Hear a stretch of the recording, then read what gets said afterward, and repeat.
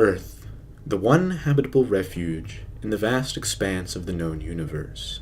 A planet in constant motion, leading way to the ever-persistent conditions of nature. Through gnawing frosts and scalding heat, life holds a harmonious existence with the elements. All around it, the world decays and is reborn, and with it, a multitude of creatures cling to their existence, bound to the natural forces of the planet. Although, this world of miracles has given way to one of discovery.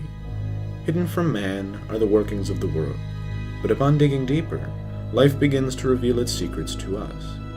In every living thing we see, the air we breathe, and the water we drink, this element is the building block for life, the backbone of the macromolecular world. This is the story behind the carbon cycle.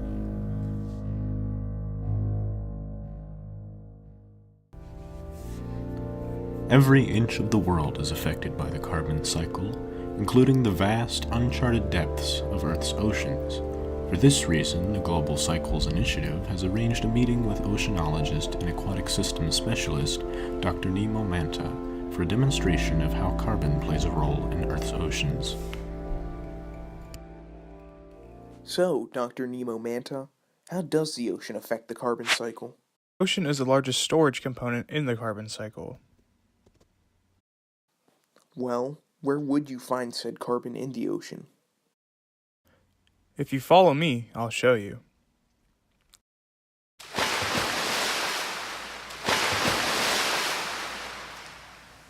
Carbon is released from underwater volcanoes and the various gases, seen as bubbles, they expel. Most of the carbon is transformed into dissolved gas. The rest is consumed by phytoplankton or just sinks to the bottom. Carbon can also contribute to rock formations, where it can solidify and potentially create fossil fuels. It is also used by many organisms to generate calcium carbonate, the foundation of shells. The dissolved carbon will eventually be released back into the atmosphere and continue the cycle.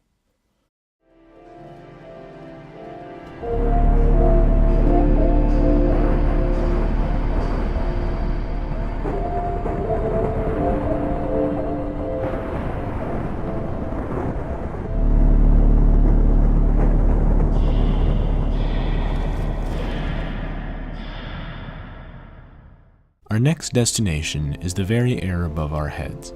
The atmosphere is an important storage compartment in the carbon cycle, and the amount of carbon in our atmosphere has wide-ranging effects for life on Earth. Thus, we've met the world-renowned atmospheric scientist Dr. Charbandi Oxide to help investigate the functions and the state of this important part of the carbon cycle. So, Dr. Charbandi, what's so important about the atmosphere? I'm glad you asked. While carbon makes up only 1% of the atmosphere, this stage of the carbon cycle is still extremely significant, both for climate and connecting other parts of the cycle. I'm skeptical, but continue. Please, come into my lab if you want to know more.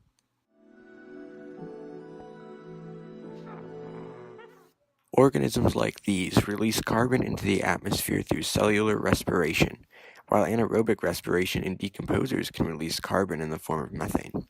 Other natural sources include limestone erosion, which releases calcium carbonate, and warm water, which will release some of its dissolved carbon. In fact, volcanoes are also major sources of atmospheric carbon. Incidentally, our fine research station is built on a volcano, though I assure you it's quite dormant. Fascinating, but how do we affect the environment?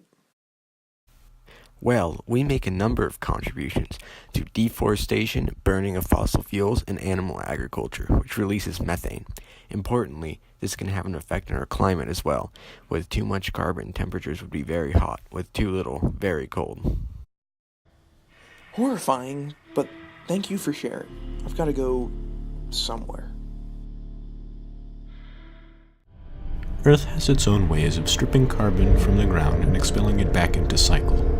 Every year, natural disasters devastate ecosystems and wreak havoc on all surroundings.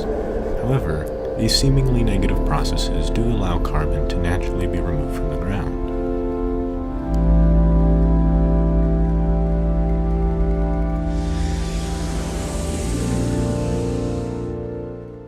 We're currently flying over the Mount Mafic volcano. The intense heat and pressure underneath the surface allows some carbon trapped in rock to combust.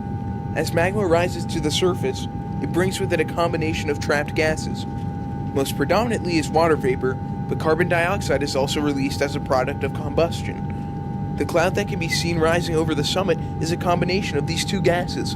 It's really Mother Nature's way of taking carbon out of the ground and putting it back in the air. At one point, this forest was lush with trees and vegetation. Now it has been burnt to a crisp because of a forest fire. Similar to the volcano, the trees have combusted and released CO2 into the atmosphere that was once bound up in the molecules making up the trees. Of course, forest fires can be natural or anthropogenically induced, so we can see how nature and man are at odds when it comes to the carbon cycle. Deforestation is one of the main disruptions of the natural carbon cycle. Forests house an immense amount of carbon, and the planting of farmland over this area yields a decrease in carbon. Additionally, mass farming techniques, especially for cattle, use a lot of resources and produce much waste. Recently, we sent our correspondent from the Global Cycles Initiative, Dr. Von Weiner, on the case to talk to CEO of the Farming Central organization, Mr. NameTab, to review the effects of farming on the carbon cycle and what this means for the future of humanity. I'm Farmer NameTab. I've been the owner of this farm since I built it, about 4 hours ago. So, Mr. NameTab, what can you say about farming and carbon? Well, agriculture is a major part of the carbon cycle. The plants undergo photosynthesis, which removes carbon in the form of CO2 from the atmosphere and repurposes it into energy. It also releases glucose, a carbon-containing compound, into the atmosphere.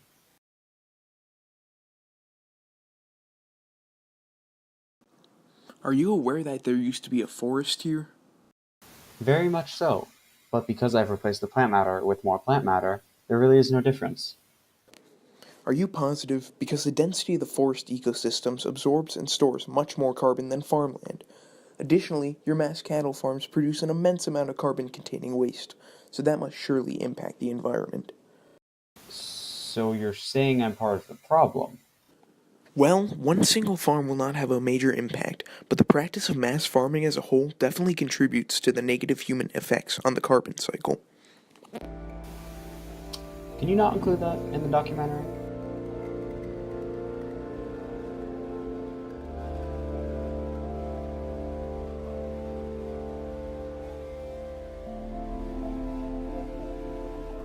The next location will take us to a major mining and energy facility. Here, Dr. Von Weiner has arranged to meet with the corresponding manager of the facility, Dr. Koal Palut, who will explain the importance of carbon in this industry.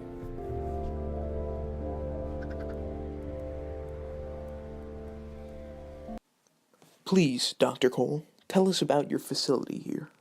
Of course. Let me start with our mines.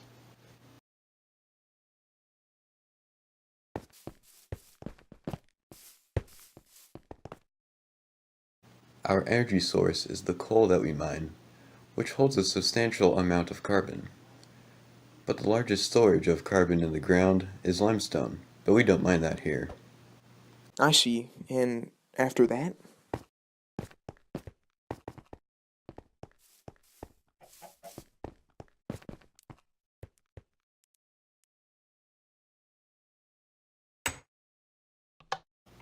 We then take the coal up to our burners of our facility, and of course, burn the coal.